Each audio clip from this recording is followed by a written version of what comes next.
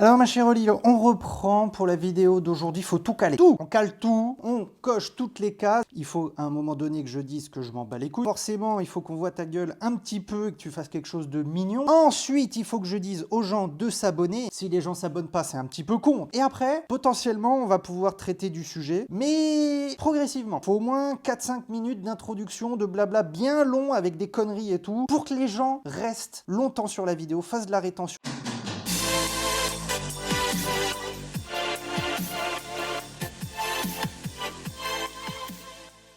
Oh là la famille, c'est Q. J'espère que vous allez bien. Oui, aujourd'hui, je vous souhaite du bonheur parce qu'aujourd'hui, je vais vous juger.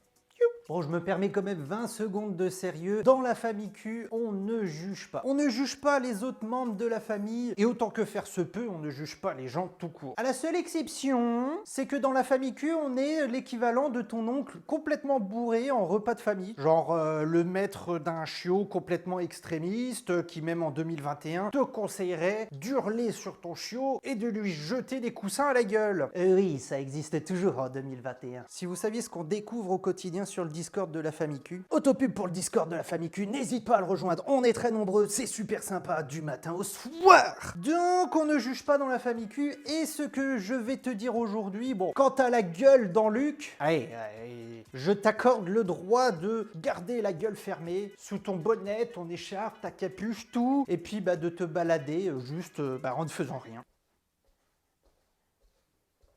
T'as un passe-droit le matin. Par contre, le sujet de la vidéo d'aujourd'hui, va falloir faire l'effort de l'appliquer pour le reste de la journée et pour les beaux gosses d'entre vous, dès le réveil. Dès la première balade de la journée, vous le mettez en place. Pourquoi tu me demandes? Parce que le sujet de la vidéo, c'est quoi? C'est qu'il faut jouer avec son chien en balade. Eh ouais, ma gueule. En fait, les raisons, elles sont relativement simples. C'est-à-dire que quand ton chiot, il a 2 mois, il arrive chez toi, il est tout mignon, il est tout beau, il est tout fou, il fait quelque chose naturellement, c'est qu'il te suit. C'est ce qu'on appelle le suivi naturel.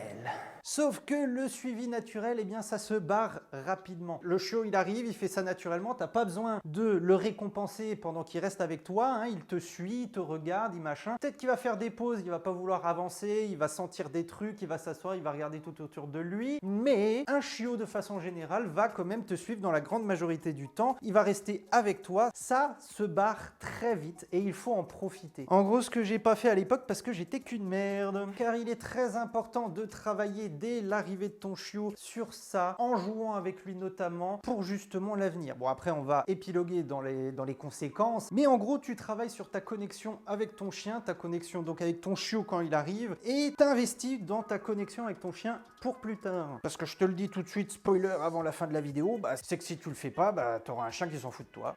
Prout. Et aussi une raison toute con, c'est que t'as pas pris un chien pour tirer la gueule. Ah ouais, t'as pas pris un chien pour tirer la gueule, t'as pris un chien pour t'éclater, pour t'amuser, pour vivre des bons moments, pour lui faire vivre des bons moments, pour aller à la mer avec, pour aller à la neige avec, pour rigoler, pour le kiff. Et que si tu veux juste tirer la gueule, tu sais quoi, tire la gueule chez toi sans sortir. Ah oui, c'est vrai, il y a des gens, ils le font. Bah oui, ils laissent leur chien dans le jardin, c'est mieux de prendre un chien quand on a une maison, et du coup les balades ça sert à rien, donc faut pas le sortir, et c'est mieux que le chien il soit dans le jardin. Comme ça du coup on fait la gueule dans la maison, et comme ça du coup personne nous voit en train de faire la gueule. Bref. On retient surtout que dans les raisons, de façon tout à fait sérieuse, c'est vraiment travailler sur ta connexion avec ton chien. Et on reviendra dessus dans les conséquences juste après mon développement sur comment. Là c'est pareil, rien de bien compliqué en fait. T'as plein de possibilités, je vais pas faire une énumération exhaustive, donc si jamais il y a des trucs auxquels tu penses, t'hésites pas à le dire en commentaire. Mais justement, je pense à quoi? Je pense au fait de quand tu te balades, c'est pas compliqué, tu prends des jouets, voilà, et t'essayes de changer régulièrement, histoire que le chien se fasse pas chier rapidement. Surtout le chiot, parce que tu sais, il peut pas avoir 3 heures d'attention sur toi. Donc tu prends une corde, tu t'amuses à faire des jeux de tirage en pleine balade, en liberté, tout ça, jouer avec ton chien. Tu peux le jeter par là pour qu'il pique un petit sprint et puis il te le rapporte. Du coup, de la même façon, tu peux prendre une balle. Coucou Jean, il faut pas jouer au jeu de lancer et au jeu de tirage, tu vas bien? Dans la famille Q, on s'en bat les couilles. On peut jouer au jeu de lancer, on peut jouer au jeu de tirage, on ne juge pas. Faut pas non plus faire 18 heures par jour. Juste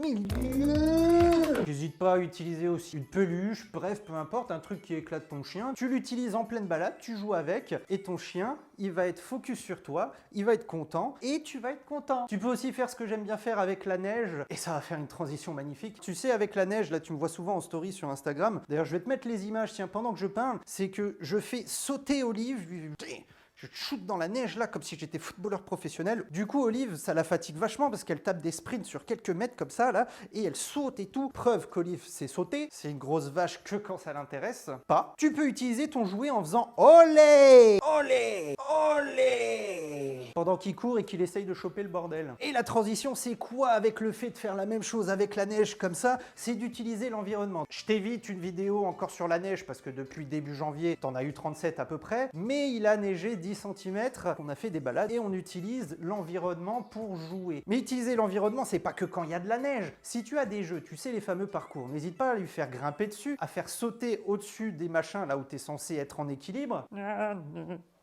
Putain. La faire passer zigzaguer entre des trucs, un peu comme tu ferais entre tes jambes. C'est un peu comme de l'agility en plus tranquille et un peu plus tourné sous le jeu avec toi. Tu as aussi la possibilité de bosser parce que ça doit être du jeu. L'éducation, ça doit être cool, que ce soit pour le chiot ou pour le chien. Tu peux faire une séance d'éduc dehors. De toute façon, tu es obligé de passer par la case dehors avec plein de stimuli pour apprendre des ordres à ton chien. Des commandes pour ceux qui n'aiment pas le mot ordre. Ah! D'abord, tu fais ça chez toi au calme, ensuite tu fais ça dehors sans stimuli, mais juste le fait d'être dehors, c'est une étape supplémentaire. Et après, tu lui fous plein de stimuli dans la gueule. N'hésite pas également à faire des pauses pour respecter tous les besoins de ton chien. Hein. Il a envie de sniffer, bah tu vas pas l'en empêcher, comme les milliers de personnes qui partout en France empêchent leur chien de sniffer. Et la dernière chose, la plus importante, tu gardes le sourire. Hein, je t'ai dit, c'est censé être joyeux, c'est censé être sympa. Alors, bah t'es content. Si tu veux que ton chien il soit content, bah tu dois être content aussi. Parce que si tu tires la gueule, eh bah ton chien il va le voir, eh bah ça va pas être gaulerie pour lui, tu vois. Alors que si t'es joyeux, si t'es content et tout, comme moi dans la neige, même ce matin, il y avait de la neige, j'avais la tête dans le cul, je me suis levé plus tôt que d'habitude justement pour faire une plus grosse balade avec Olive dans la neige. C'est pour ça qu'en introduction, je t'ai dit, on ne juge pas. Si à 7h, 6h du mat, t'as la gueule en biais et t'as pas envie de jouer, de machin, juste de faire la petite balade pour qu'il fasse son pipi, son caca, pendant que toi t'es...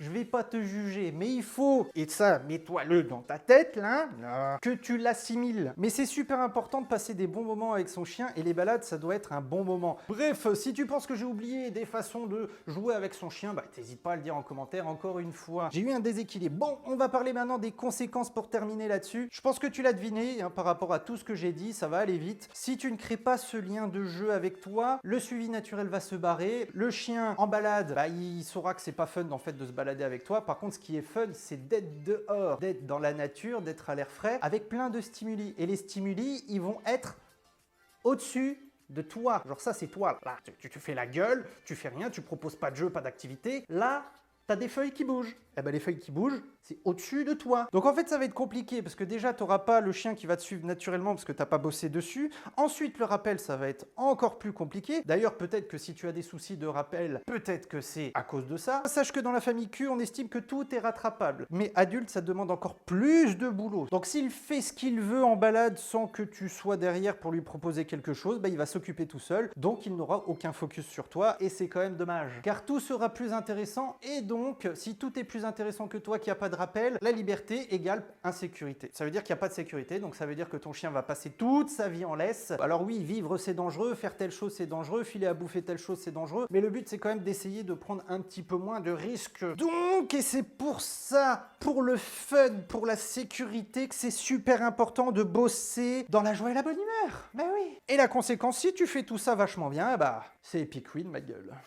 Tu auras un chien qui va te suivre, qui au pire va revenir quand tu le rappelles, tu pourras le balader en liberté. Bon, forcément, il n'y a pas tous les maîtres qui peuvent être proche de la balade en liberté à 100%. Mais ce qui est important, c'est d'avoir confiance en son chien. Et encore une fois, bah, de passer un bon moment en balade, quoi. Merde, parce qu'on n'a pas pris un chien pour s'emmerder et se pourrir la vie pendant 15 ans. Donc j'espère que la vidéo t'a plu. Si c'est le cas, petit pouce bleu. Si c'est le cas, tu t'abonnes. Si c'est pas encore fait, hein. N'oubliez pas de mettre la petite cloche là qui fait gling gling, hein, pour avoir les notifs quand je poste quelque chose, quand je partirai en live et tout. Bon bah voilà, hein, c'est tout. Hein. Allez, bisous.